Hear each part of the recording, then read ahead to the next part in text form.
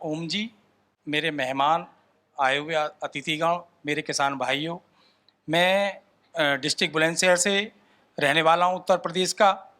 और मैं आपके सामने ये संजय जी, आप आइए।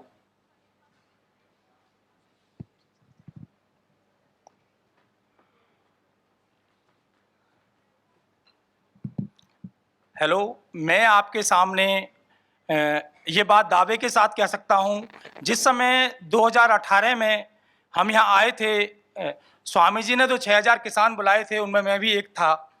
और उनकी जो तमन्ना थी स्वामी जी की कि मेरा देश, मोदी जी का जो अभियान था कि मेरे देश की किसान की आय दुगनी कैसे हो और कैसे जहर मुक्त देश हो, कैसे ये हमारा देश आगे बढ़े।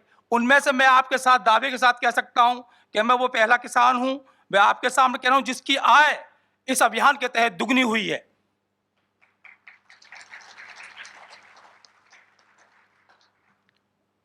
जो कठिनाइयों का समय रहा, हमारा चयन हुआ उत्तर इसमें पतंजलि ने हमें प्रशिक्षण दिवाया। 12 दिन का विवेक सर जी थे और सब लोग थे। हमें एक एक करके गूढ़ता के साथ में प्रैक्टिकल कराए, हमें समझाया।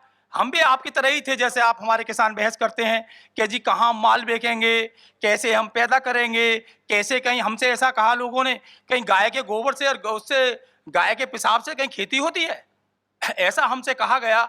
हमने वो सब चीज देखी हैं, हमने वो चीजें देखी हैं जब हमें पागल कहा गया उस समाज में, उस गांव में, उस इलाके में कि देखो देखो, मैं कहने से मैं एमए बीएड भी हूं, मैं वेटनरी डॉक्टर भी हूं, उसके बावजूद मैंने जब दुनिया को देखा, मैं आपसे किसानों से कहना चाहता हूं, मैं वेटनरी डॉक्टर के नाते, आपको ये नहीं पता आप गाय क्यों छोड़ रहे हैं? भाई आप इसीलिए तो गाय छोड़ रहे हैं कि वो गाभिन नहीं रहती, और कोई कारण बताइए मुझे कि वो इसलिए गाय छोड़ रहे हैं। आपने कभी ये नहीं सोचा कि वे गाय गाभिन क्यों नहीं रहती? आपके जो आप सोचते हैं कि हमने हमारा देश भूखा मर जाएगा, हम भूखे मर जाएंगे अगर डीएपी यूरिया और ये जहर नहीं लगाएंगे। आपने कभी ये नहीं सोचा कि हमने गाय जो है हमारी गाय गाय माता माता तो हम करते हैं, गाय गाय छूटती क्यों है?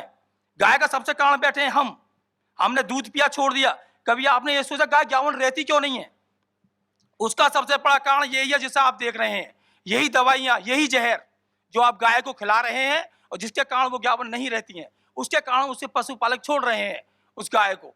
अगर हमने सिर्फ गाय को सिर्फ गाय के दूध से ही नहीं सकते, उसके पेशाब से, उसके गोबर से, कितने कितने साल हो गए कहते कहते, 5 वर्ष हो गए कहते कहते कि भाई ऐसे करिए गाय के, उसको बचाइए, कोई नहीं करता। कोई बात नहीं, आप आइए रोगों पे बात। मैं आपके उदाहरण मेरे घर में देखिए, 85 साल की मेरी चाची है, माँ बाप मेरे पास नहीं रहे, मेरे एक 72 साल के चाचा जी हैं। जिस दिन से जैविक हमारे घर में, हम अस्पतालों में नहीं जाते, हम अस्पतालों में डॉक्टरों के लिए नंबर नहीं लगाते, हम सिर्फ काम करते हैं। सुबह योग करते हैं 5 बजे, मैं योगार कार्यक्रम से भी जुड़ा हुआ हूँ, खेती करते हैं, सब काम करते हैं। हम हमारे बच्चे, ये नहीं है कि कहीं डॉक्टर के नंबर लगाना है, बीमारी है, किसी के पेट में दर्द है, किसी को जी शुगर हो रहा है, किसी को कैंसर हो रहा है, कोई मतलब नहीं है।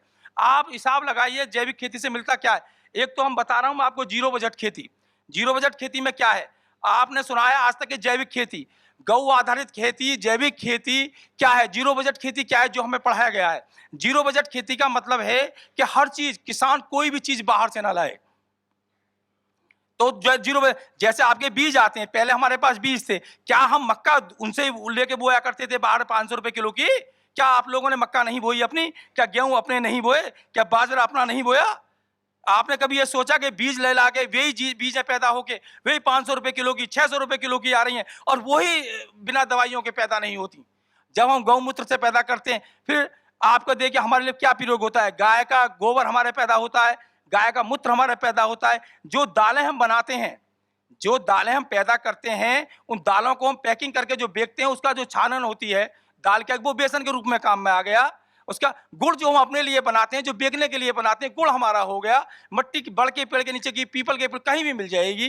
नीम के पत्ते तुम्हें कहाँ नहीं मिलेंगे, आग के पत्ते तुम्हें कहाँ नहीं मिलेंगे, तंबाकू के पत्ते कहाँ नहीं मिलेंगे, धतूरे के पत्ते कहाँ नहीं मिलेंगे, आप बताइए मुझे, कनेर के पत्ते कहाँ नहीं मिलेंगे।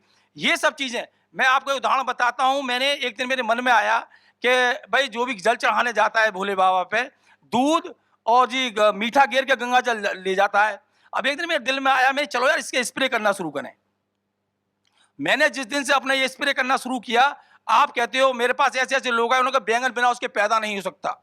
क्या कहें, बिना जहर के हमने वो क्या करके दिखाया। डिस्ट्रिक्ट के वैज्ञानिक आए और वैज्ञानिक आए, मैं कौन कहता है कि पैदा नहीं हो सकता? कौन कहता है कि जी कौन सी फसल पैदा नहीं हो सकती?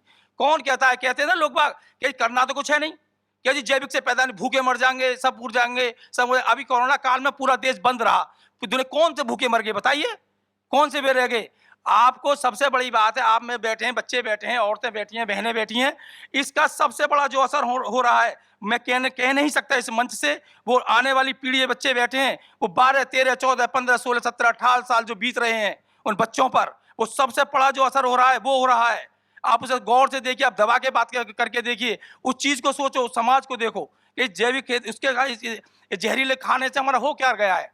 हमारे पास, अरे हमारे पास अगर स्वास्थ्य है तो सब कुछ है, अगर स्वास्थ्य हमारे पास नहीं है तो क्या है बताइए? आप जाइए, आप एक घर में बीमार हो, माँ बाप बीमार, हमारे बुजुर्ग पहले कितने बुढ़े काम करते थे, अब क्या है 60 साल का बुजुर्ग हुआ नहीं क्या जी उसके बीमारी के चक्कर में लग गया जी, क्या जी कहते बुढ़ा बीमार पड़ा रहता, कहाँ है? हमने अपना आप खोया है। अरे मालदार तो हम बन गए, करोड़पति हम बन गए, अरे स्वस्थ रह लो, देश को स्वस्थ रख लो, अपने आप ने आने वाली पीढ़ी को स्वस्थ रख लो। जो ये बच्चे बैठे हैं, आने वाली ऐसा ना हो कि हम माँ बाप या बाबा भी ना बन पाए, जो आने वाला समय है। बस मेरा यही कहना है। धन्यवाद। जय हिंद।